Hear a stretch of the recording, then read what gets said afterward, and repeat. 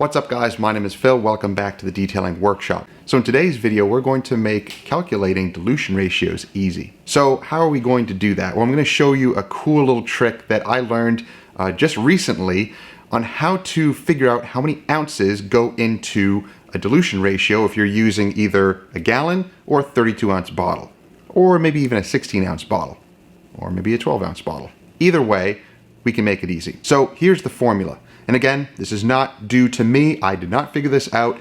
This is something that I researched and kind of stumbled across this formula. And now I finally kind of have it stuck in my mind, so I want to show you guys. Now the example we're going to use is a simple dilution ratio of 10 to 1. So also to understand what that is, the numbers, the 10 to 1 ratio, it simply means parts. So 10 parts water and the 1 is always going to be the chemical. Now again, I'm no chemist. If someone wants to correct me on, oh, it's always the chemical first, 1 to 10 or 10 to 1, I don't care. It doesn't matter to me. The 1 part is always going to be chemical. The larger number is always going to be water. If you want to correct me on which number comes first, go right ahead.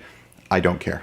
It makes no difference to me. Here's what we're going to do. I have Art to Shine's organic cleaner. It's an alkaline cleaner and I want to dilute it into a bottle. I just got these bottles and I wanted something small. If you follow our other channel on Miranda Detailing, you know that I like to take 16 ounce bottles or even 8 to 12 ounce bottles like these once they're empty, remove the sticker, clean them out so I can put other chemicals in here. Now, I thought about putting labels on them and labeling what they are, but I'm always switching back and forth between different chemicals and testing different chemicals out. I know sometimes that can be confusing, but what I do to try to simplify that and not confuse myself is always put them back near the chemical that I diluted it from.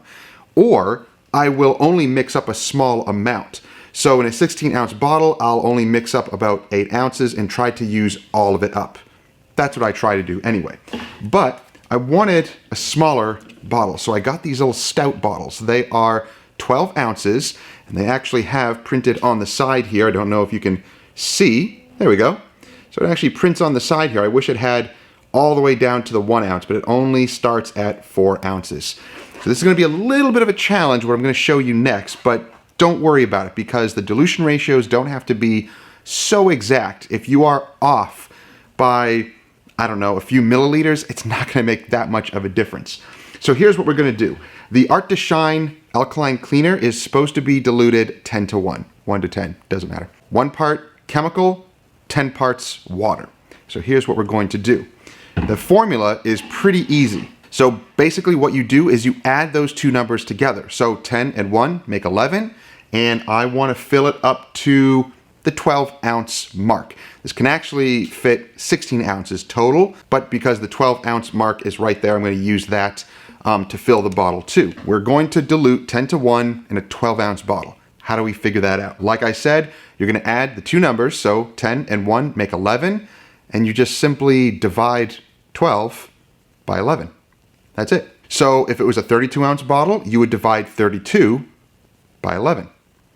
That's the formula that works out the ounces that you need. So it's pretty simple. So 12 ounces divided by 11 comes to 1.09. So basically, I'm just gonna round down. I'm gonna just do 1 ounce and go to the 12 ounce. Now, is that gonna be 12 to 1? Yeah, but you're really splitting hairs. Is it really gonna make that much of a difference if it's a 1/10 of an ounce off? No, not really.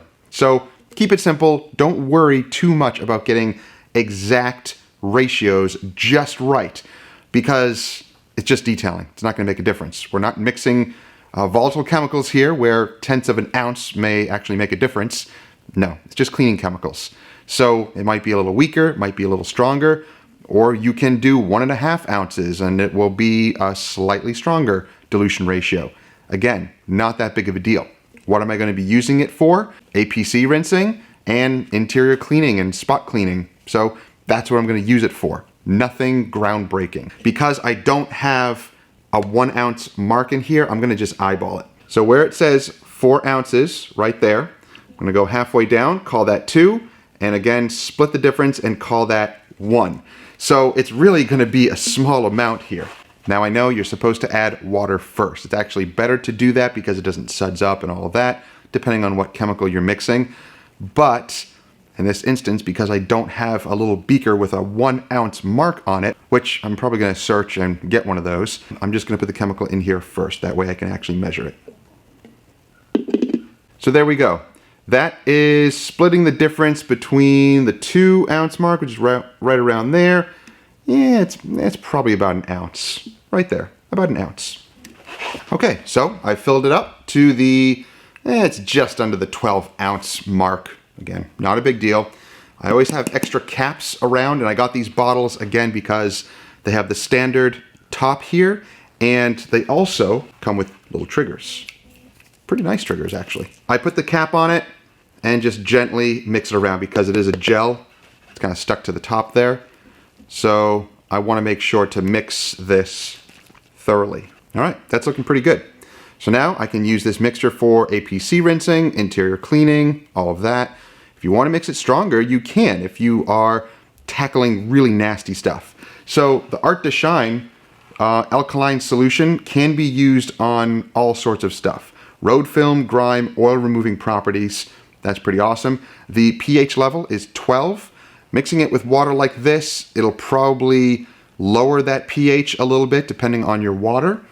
And you can use it on all sorts of surfaces as well. So that's pretty awesome. They also have a citrus cleaner, which is pH neutral. You can also use that as an APC rinse. That would probably be good for maintenance because it's not going to strip waxes, sealants, and all of that. But this, you can use for really grungy vehicles. So now everything is mixed.